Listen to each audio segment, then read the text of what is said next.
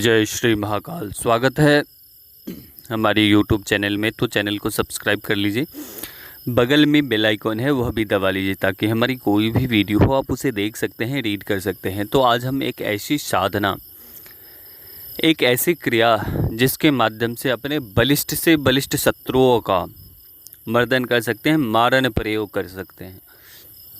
इस प्रयोग को उसी समय आप करें जिस समय मारन के अलावा और कोई रास्ता नज़र नहीं आ रहा हो, आपके हर एक प्रकार के रास्ते बंद हो चुके हैं, तो ही इस मारन प्रयोग का करें। इस मारन प्रयोग में अगर व्यक्ति एक व्यक्ति के कारण पूरा समाज खराब है, बदनाम है, उससे नुकसान हो रहा है या उससे हानि पहुंची है, तो ऐसे स्थिति में उस व्यक्ति का मारन करना चाहिए। इस विद्या को कभी भी अनहित के लिए प्रयोग नहीं करना चाहिए, अपने स्वार्थ की सिद्धि के लिए नहीं करना चाहिए। इस क्रिया को आपके पास मृत्यु के अलावा और कोई रास्ता सामने नज़र नहीं आ रहा है, तो ही इस विद्या का प्रयोग करिए।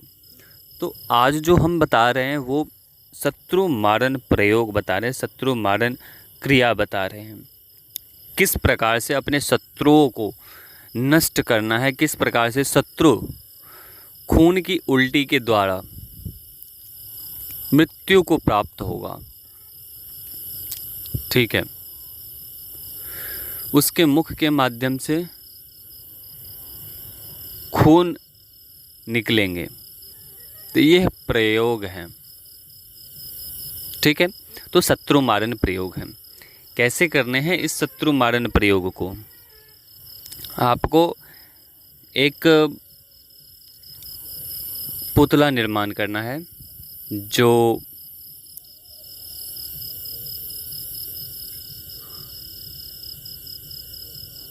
आटे से बना हुआ होना चाहिए। आटे से बना हुआ एक पुतला बनाना है। उस पुतले के अंदर कुछ अभिमंत्रित सरसों आपको लेनी है, उस सरसों को अभिमंत्रित करना है। एक विशिष्ट मंत्र देंगे, उस मंत्र से उसे अभिमंत्रित करना है। अगर उस शत्रु के फोटो हो तो फोटो भी अपने साथ रखें, पास रखें। एक आपको नींबू लेने हैं, 4 नींबू लेने हैं। उसके पश्चात थोड़ी सी बकरे की कलेजी लेनी है एवं थोड़े से बकरे के खून लेने हैं। इस क्रिया के माध्यम से आपके जितने भी बलिष्ठ शत्रु होंगे उस शत्रु का मारन हो जाएगा। ठीक है, ये सब वस्तु लेनी है आपको। पुतले को उसके जो भी अंग होंगे, चाहे स्त्री है तो स्त्री, पुरुष है तो पुरुष, उसके अंग उस प्रकार से बनाने हैं, निर्माण करने हैं और वहाँ पे रखने हैं। एक काला कपड़ा लेना है या लाल कपड़ा लेना है, उसके ऊपर स्थापित कर देने, रख देने हैं। रखने के पश्चात आपको पुतले को रखना है। पुतले को रखने के बाद से आपको उसके ऊपर आपको कलेजी रखनी है। ठीक है, उसके जो हृदय स्थल है उसके ऊपर कलेजी रखनी है और बोलना है कि हे शैतान, तू इसको स्वीकार कर। ठीक है, हमारे शत्रु को स्वीकार कर। इस प्रकार से उसे आवाहन करना है और आवाहन करने के बाद आपको हमारे द्वारा कुछ मंत्र दिए जाएंगे। यह शैतान चढ़ाने का मंत्र है, ठीक है। उसके ऊपर शैतान चढ़ जाएगा और वो मृत्यु को 101% वो मृत्यु को प्राप्त होगा। लेकिन हम यही आप सभी से कहेंगे कि इस क्रिया को कभी भी अनुचित के लिए प्रयोग नहीं करना है। इसे जनहित में प्रयोग करें। आपके समक्ष मृत्यु के अलावा और कोई रास्ता ना बचे तो ही इस प्रयोग को करें। यह क्रिया बहुत ही ज़बरदस्त क्रिया है, ठीक है। उसके पश्चात उस शत्रु के जो पुतला बनाया है उसके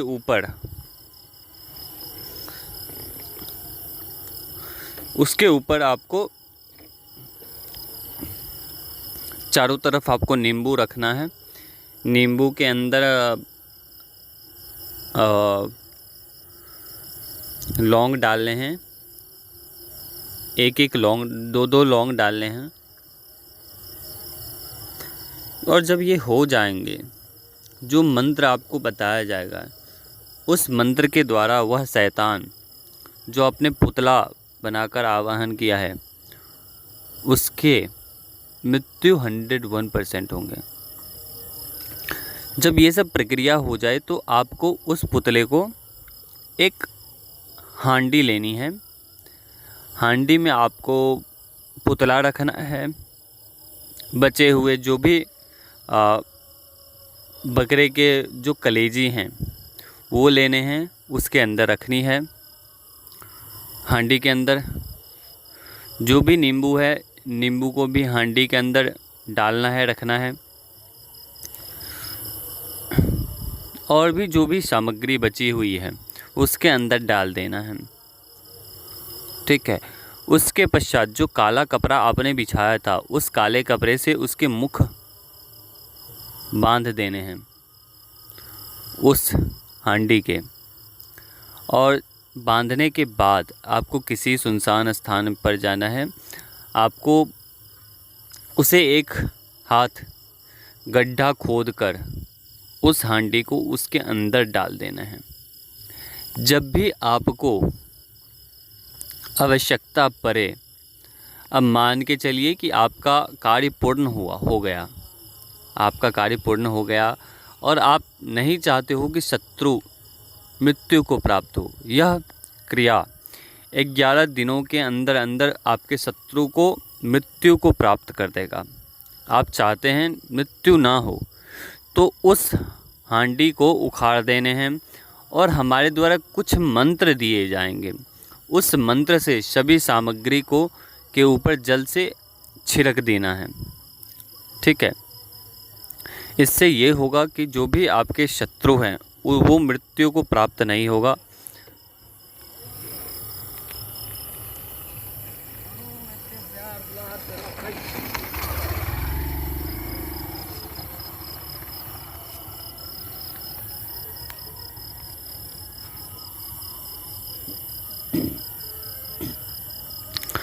वह शत्रु बच जाएगा। शत्रु की मृत्यु नहीं होगी, लेकिन उसकी ऐसी अवस्था हो जाएगी कि वो पुनः स्वस्थ हो जाएगा। जैसे ही आपकी वह क्रिया को निष्फल कर देंगे, खंडित कर देंगे, तो वैसे ही वह शत्रु आपका बच जाएगा। क्योंकि ऐसी स्थितियों का निर्माण हो जाता है कि जिस समय शत्रु के ऊपर दया आ जाती है, ठीक है, वो सभी के पास रोता है, बैठता है और सभी से माफ़ी मांगता है। तो उस समय भी व्यक्ति के अगर मन में थोड़ी सी भी दया होती है तो वह क्रिया को खंडित किया जाता है। खंडित करके फिर उस व्यक्ति को जैसे ही वह क्रिया उस स्थान से हटी, उसके पश्चात आपके जो भी आपके शत्रु हैं उसी दिन से उसके दवाई हर एक चीज़ उनको लगने लगते हैं, ठीक है। तो यह क्रिया थी शत्रु मारण क्रिया। सबसे ज़बरदस्त और सबसे ताकतवर है, उस शत्रु को ऊपर शैतान चढ़ा दिया जाता है इस क्रिया के माध्यम से। जैसे ही शैतान चढ़ता है उसे खून की उल्टी आती है, शरीर के हर एक अंग में इन्फेक्शन हो जाते हैं, हर एक अंग माइंड पागल जैसे करने लगता है वह व्यक्ति, ब्रेन हेमरेज हो जाते हैं। ठीक है, तो ये शत्रु मारन के प्रभाव होते हैं। कई बार क्रिया करते समय बहुत सावधानी रखनी होती है, क्योंकि यह क्रिया किसी अन्य व्यक्ति को ना लगे।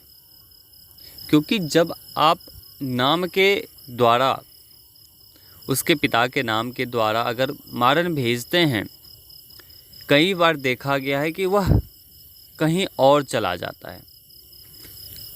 ठीक है, और मृत्यु किसी और की हो जाती है। तो ऐसी गलती ना करें। बहुत ही, मैंने आपको बताया है ना कि बहुत ही सोच समझकर इस क्रिया को करें, और जब आपके पास मृत्यु के अलावा और कोई रास्ता ना हो तो ही इस प्रयोग को करें। मैं बार बार यही कह रहा हूँ। ठीक है, चलिए अभी तक के लिए अनुमति दीजिए। जय श्री महाकाल, जय महाकाली। जो भी नए दर्शक हैं सभी से आग्रह है कि सभी लोग इस चैनल को सब्सक्राइब कर लीजिए। तो हर हर महादेव, जय श्री महाकाल।